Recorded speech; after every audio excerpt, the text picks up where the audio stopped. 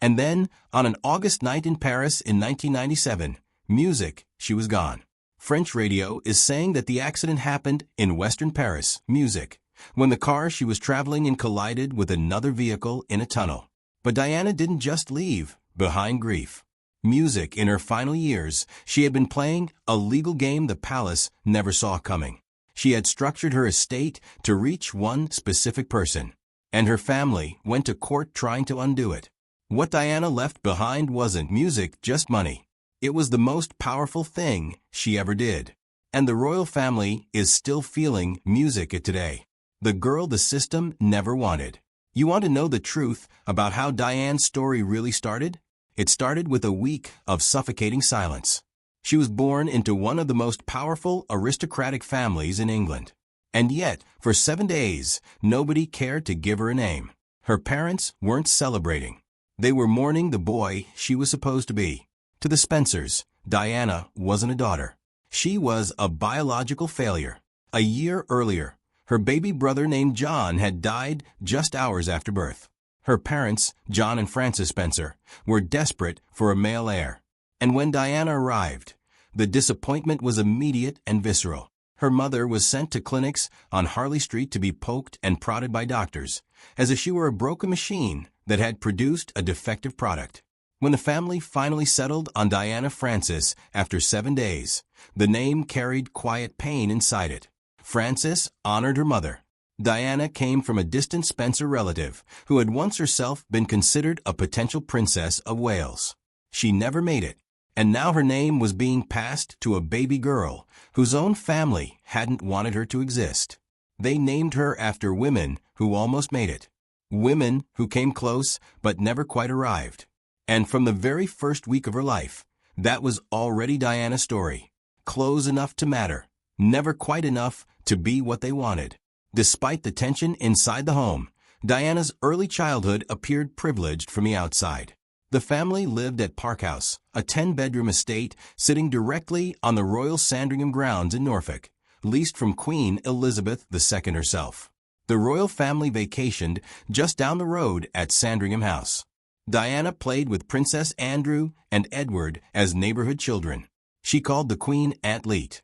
She grew up around polo matches, country estates, formal dinners, and the kind of proximity to royalty that most people could never dream of. But inside this home, the ground was already rotting. When Diana was 7, her parents' marriage collapsed completely. Her mother left. A brutal custody battle followed. In a moment that many historians still point to as deeply painful, Diana's own grandmother testified in court against her daughter to help ensure that Diana's father would win custody of the children. The ruling kept Diana with her father.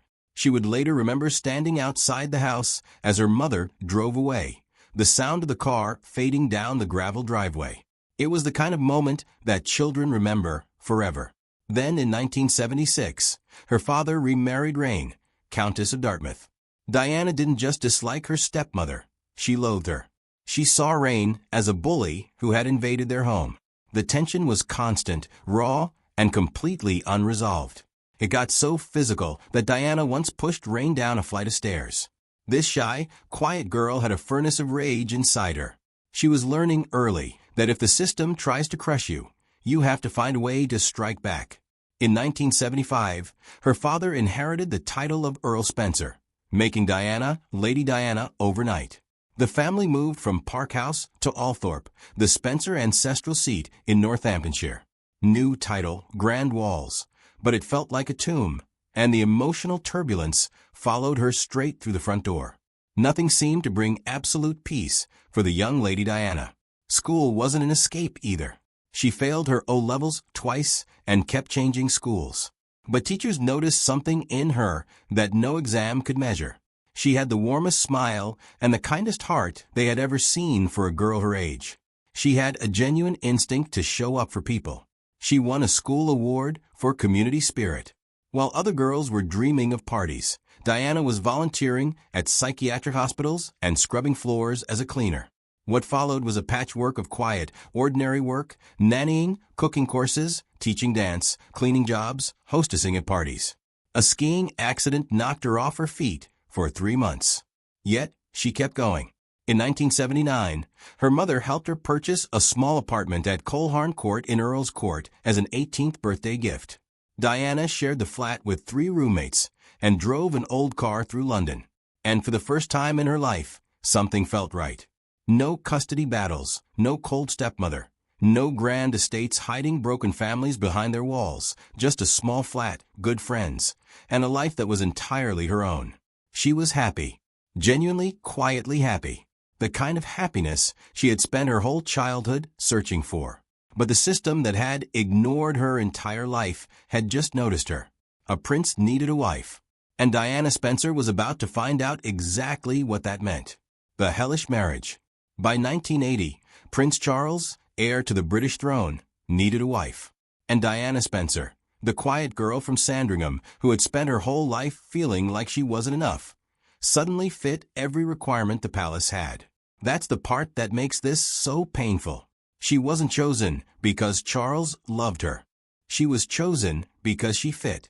She was young, aristocratic, untouched by scandal, and quiet enough that the palace assumed she would stay that way. But before we get to Diana, we need to talk about the woman who was there first. Because none of what happened to Diana makes any sense without understanding what Charles had already lost before she ever walked into the picture. Charles met Camilla Shand at a polo match in the early 1970s, introduced by a mutual friend. And from the very first conversation, something clicked in a way that rarely happens.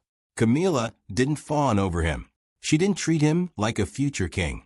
She laughed at the same things he laughed at, spoke to him easily, naturally, like a woman who saw the man before the crown. Charles was completely taken. He began calling her constantly. But the palace had other ideas. Camilla didn't meet the unspoken requirements for a royal bride. She lacked the right pedigree. And crucially for the 1970s, she wasn't a virgin. So the institution did what it always does. It intervened. It pushed them apart. Charles was sent off to the Navy. Distance crept in, and Camilla drifted back toward a former boyfriend named Andrew Parker B.S. By the time Charles returned, she had accepted Andrew's proposal. Charles was devastated. He wrote letters desperately begging her not to go ahead with Andrew, mourning what he called a blissful 6 months that fate had cruelly cut short. Camilla married Andrew anyway on July 4, 1973. But the marriage didn't end what they had.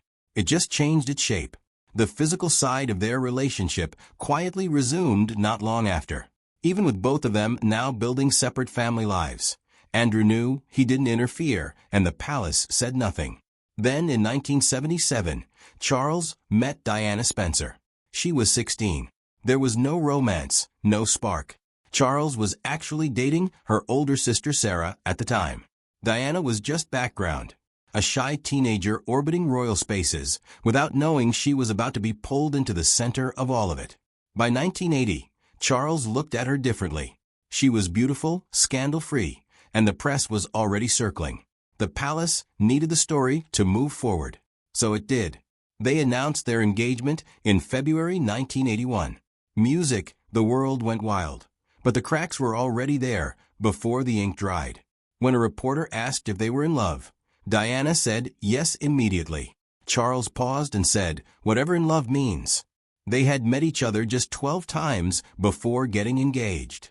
They married on July 29, 1981. 800 million people watched. It was called the wedding of the century. There was a brief window of peace, the births of William in 82 and Harry in 84, where Diana said they were the closest they ever came to happiness. But by 1986, the three of us in the marriage became an official reality. Charles and Camilla went back to each other, and the palace just let it happen. Diana didn't just sit in a corner and cry, though. She did something the royals weren't prepared for. She fought back with total terrifying honesty. She eventually cornered Camilla at a party. Diana told her straight out, "I know what's going on." Camilla's response was chillingly dismissive. She told Diana she had everything. The kids, the fame, the world at her feet. What more could she want? Diana's reply, "I want my husband." She made one thing crystal clear. She wasn't an idiot, and she refused to be treated like one. By 1992, the war went nuclear.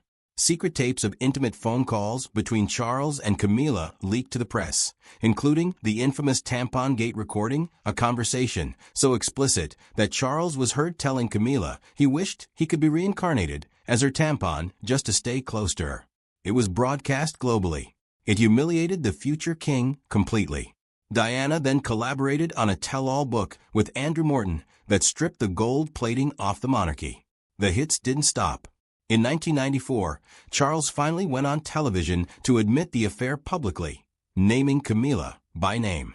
Most people would have gone into hiding, but that same night, Diana stepped out in a skin-tight, off-the-shoulder black silk dress, the revenge dress. She didn't follow protocol. She didn't look like a victim. She looked like a woman who had just realized she was stronger than the crown. Royal historian Marlene Koiglater noted that Diana's will was described by some as unimaginative, standard, and even sloppy.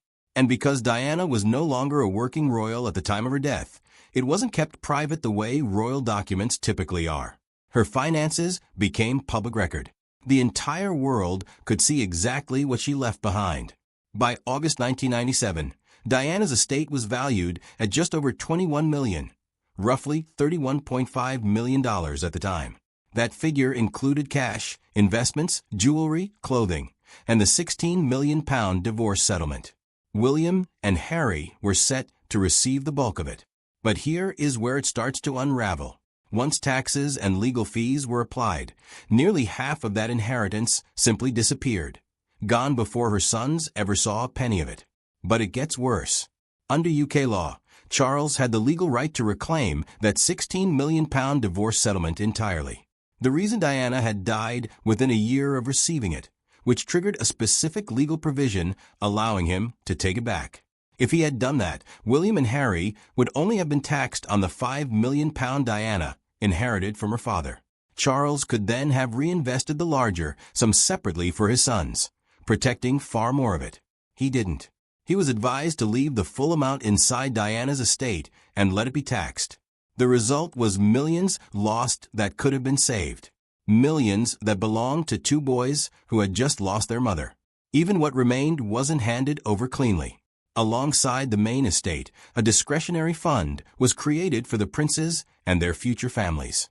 Around £100,000 went into that fund with the interest continuing to benefit them over time. Today, with both brothers married, their wives, Catherine, Princess of Wales, and Meghan Markle, are also entitled to draw from it. But Diana Snorts had left something else behind that almost nobody knew about. The day after she signed her will in 1993, she wrote a private letter of wishes. It wasn't legally binding, but it revealed exactly what she had intended. In it, Diana asked that 75% of her jewelry and personal possessions, referred to in UK law as chattels, be divided evenly between William and Harry. She also expressed a quiet hope that their future wives would one day wear her pieces. That part, at least, came true. William proposed to Kate using Diana's sapphire engagement ring. Kate has since worn Diana's tiara and sapphire earrings on multiple occasions. Meghan appeared in Diana's diamond Cartier bracelet during her explosive interview with Oprah Winfrey. But Diana's letter went further. She asked that the remaining 25% of her personal property be given to her 17 godchildren, meaningful keepsakes, something to remember her by. That never happened. Because the letter carried no legal weight whatsoever, the executives of Diana's estate, her own mother and eldest sister, chose to ignore that request entirely. Instead of receiving something personal and significant, the godchildren were handed what some later described as hollow mementos, hunting figurines, crockery, coffee service items. Diana had tried to reach everyone. Only her sons truly benefited. The rest of Diana's estate was placed into a trust called the residuary estate. Diana's intention had been clear. William and Harry would access it when they turned 25. That didn't happen either. The executives applied for a legal variation called a deed of arrangement, pushing full access back by 5 years. The brothers could receive interest from the trust at 25, but the principal itself remained locked until they turned 30. By the time they finally gained full control, each son received approximately £10 million. Even Diana's most symbolic possession followed its own complicated timeline. Her wedding dress, designed by David and Elizabeth Emanuel with its dramatic 25-foot train, didn't go directly to her sons. For years, it belonged to Diana's brother, Charles Spencer, displayed annually at Althorp and loaned to museums and exhibitions around the world, raising money for charity. It was only on Harry's 30th birthday in September 2014 that the gown finally passed into the hands of Diana's sons. In 2021, it appeared at Kensington Palace as part of a royal fashion exhibition. After Diana's death, each brother was allowed to choose one personal item from her belongings at Kensington Palace. William chose Diana's Cartier Tank Franz watch, a gold timepiece her father had originally given her. After the divorce, Diana had worn it constantly. William believed she would want him to have it. Harry chose the sapphire and diamond engagement ring, but the brothers made a quiet pact between themselves. Whoever married first would use it to propose. When William was ready to ask Kate, Harry handed it over without a second thought. And when Harry later designed Meghan's engagement ring, he placed 2 diamonds from Diana's personal collection on either side of the center stone, her presence woven quietly into both of their futures. One thing many people still get wrong: William and Harry did not inherit Althorp, Diana's childhood home and the place where she is buried. Althorp is the ancestral seat of the Spencer family. It will pass to Diana's nephew, Louis Spencer. Music, not to her sons. Diana's money went to her boys. Her home did not. By this point, the 2 brothers' financial paths had already begun to diverge enormously. William's net worth today is estimated at over $1 billion, largely driven by his future role as king and the wealth attached to that position.